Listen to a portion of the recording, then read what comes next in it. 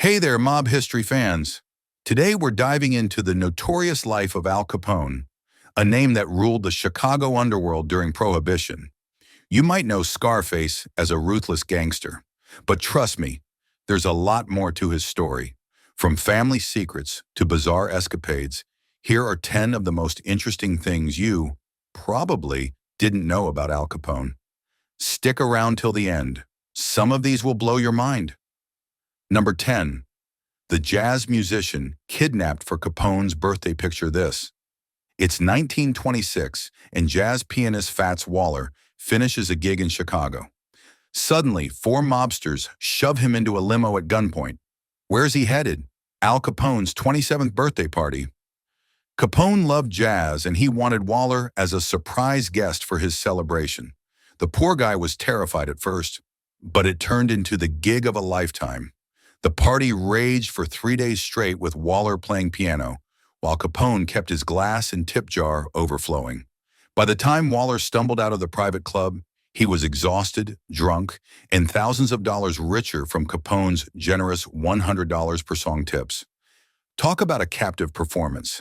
This wild birthday story shows Capone's extravagant and downright crazy style when it came to entertainment.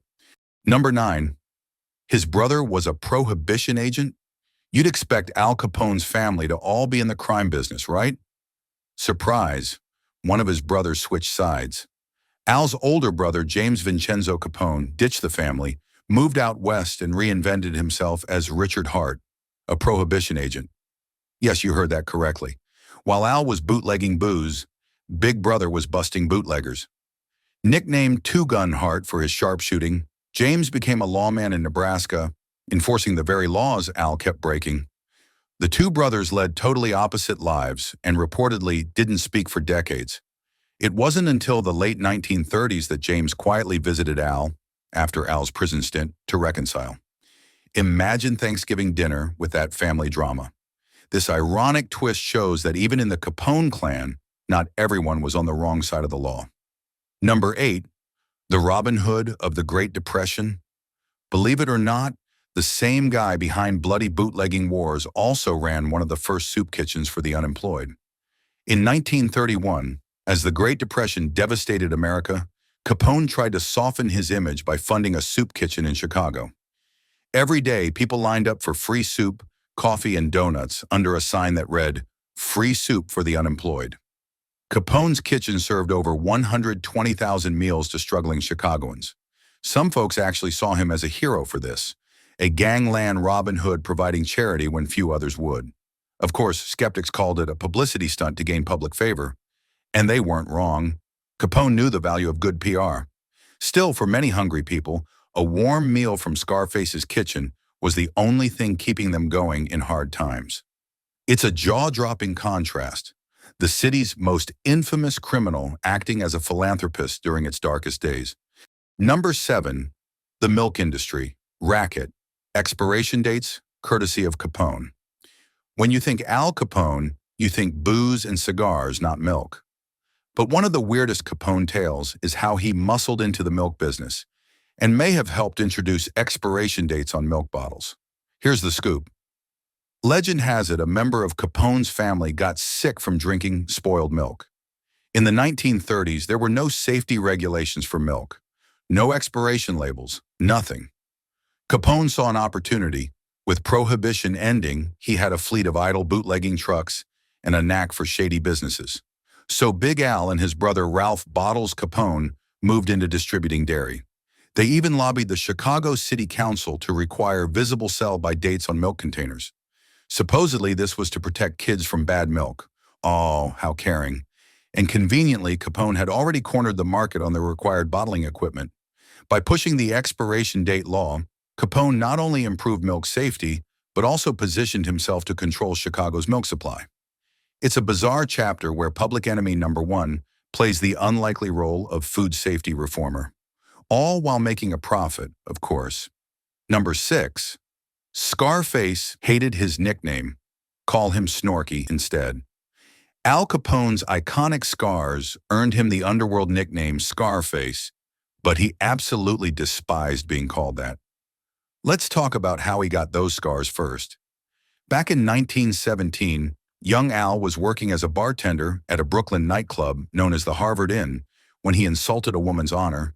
He told her, "Honey, you got a nice bleep," in earshot of her brother. Big mistake.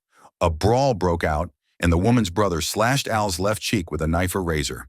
Those three brutal cuts left Capone permanently scarred and bestowed him the nickname Scarface.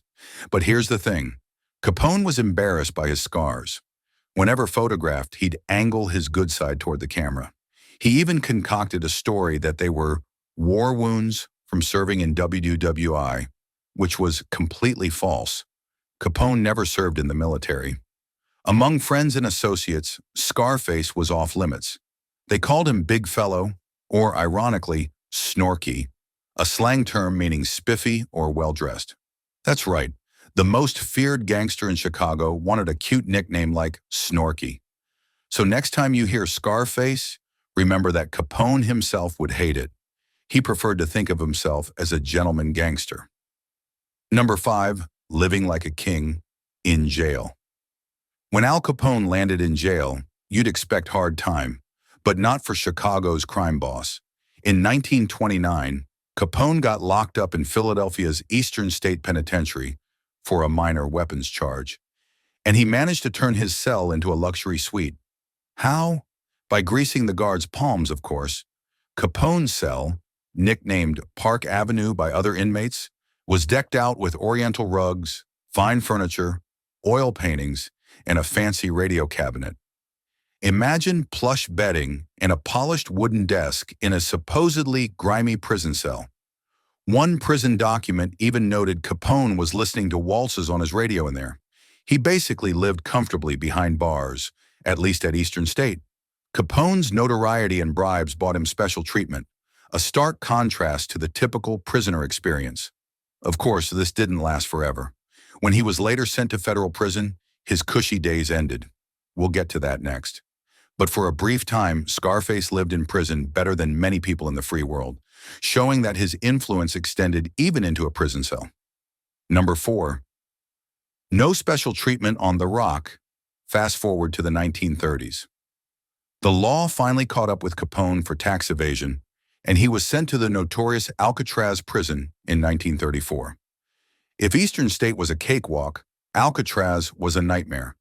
This was the one place Capone's money and mob status meant zilch. Guards made sure he followed the same rules as everyone else. In fact, prison life got dangerous for Big Al. In one infamous incident, Capone was attacked by another inmate in the showers. Fellow prisoner James Tex Lucas had somehow obtained a pair of scissors. One day, Tex sprang on Capone in the shower block and stabbed him with the scissors. Capone was cut up, though luckily the wounds were superficial. When guards demanded to know why he did it, Lucas claimed Capone had threatened to kill him. Whether that's true or just an excuse, it proved that even Capone could be vulnerable. The Rock humbled Scarface. No more fancy cells or easy living. He spent 4.5 years in Alcatraz as plain old inmate number 85, doing laundry duty and enduring the same harsh conditions as any other prisoner. For a man used to being king of his domain, getting stabbed and being treated like an ordinary pickpocket was a brutal reality check. Number 3, syphilis left him with the mind of a 12-year-old. Capone's downfall wasn't a Tommy gun or a rival gang, it was illness. Earlier in his life, Capone had contracted syphilis, likely back in his teenage years working in a brothel. He never got proper treatment for it, and the disease slowly rotted his mind. While at Alcatraz, Capone's condition worsened, and he started showing signs of confusion and dementia. In 1939, he was released early to get medical care, but by then it was too late. Doctors reported that by the end, Capone had the mental capacity of a 12-year-old child. Let that sink in. The once brilliant crime boss who ran a Chicago empire could no longer even dress or feed himself properly in his final years. He spent his last days at his Florida mansion, often gardening and fishing in his pajamas, far removed from the gangster life. One anecdote says he would have conversations with unseen people because the disease caused hallucinations. It's a tragically ironic end. The man who outsmarted the law and ruled a city was ultimately defeated by untreated syphilis. Capone died in 1947 at the age of 48, from a stroke and pneumonia complications. But essentially, the Al Capone people knew was gone long before. His brain was so damaged that he lived in a childish, confused state. It's an almost Shakespearean fall from power, not by violence, but by nature. Number 2, the only person who ever shot Al Capone was Al Capone. For all the bullets flying in Chicago's gang wars, you'll be amazed to learn that Capone only got shot once in his whole life, and it was by accident and by himself. Yes, Mr. Public Enemy number 1 managed to shoot himself. Here's what happened. In September 1928, Capone was leaving a golf course after a friendly round. He loved golfing and often gambled on games. Ever the cautious mobster, he was carrying a .38 revolver in the waistband of his pants. As he climbed into his car, the gun accidentally discharged in his pocket. Bang! The bullet went through his groin and lodged in his upper leg. Ouch! His bodyguards panicked and rushed him to a hospital. Capone, not wanting any attention from the press, checked in under a fake name, Mr. Geary. Ever paranoid about rivals finishing the job, he even rented out neighboring hospital rooms so his guards could keep watch around him while he recovered. Ultimately, the wound wasn't life-threatening, just seriously painful, and let's face it, pretty embarrassing for a feared gang boss. Capone later joked about it, but it shows that sometimes the deadliest threat to a gangster is his own bad luck. This little-known mishap remained a private joke among his men, and it proves even the toughest mobsters have accidental oops moments. And now number 1, Capone the banjo player was not exactly a big hit. Our final Capone fact takes a lighter turn. Who would have thought Al Capone had a musical side? During his Alcatraz stint, Capone, ever the jazz lover, decided to join the prison band. He purchased a banjo from the prison commissary, envisioning himself strumming away in the Alcatraz inmate orchestra. Cute, right? Well, there was one problem.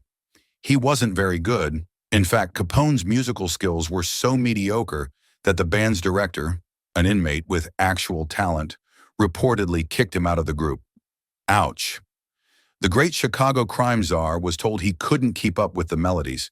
Instead, Capone was allowed to play his banjo solo, away from the main music room so he wouldn't disturb the decent musicians. Imagine Scarface plinking his banjo alone in a corner, trying to catch the tune of Roses of Picardy, one of his favorite songs. It was a far cry from ruling the streets of Chicago. By many accounts, Capone did find solace in music, despite his lack of skill. Guards often heard him softly singing and plucking chords in his cell. It humanizes him, doesn't it? Even this infamous gangster just wanted to enjoy some music and forget his troubles. So next time you think of Al Capone, picture him not only with a cigar and a Tommy gun, but also with a banjo in hand, playing the blues badly on Alcatraz. And there you have it. 10 things you didn't know about Al Capone. From kidnapping jazz musicians to fighting for milk safety, from charitable deeds to banjo blues, Capone's life was full of surprises. If you enjoyed uncovering the hidden side of history's most notorious mob boss, smash that like button and let us know in the comments which fact shocked you the most. Did you already know any of these? Or have a crazy Capone story of your own to share?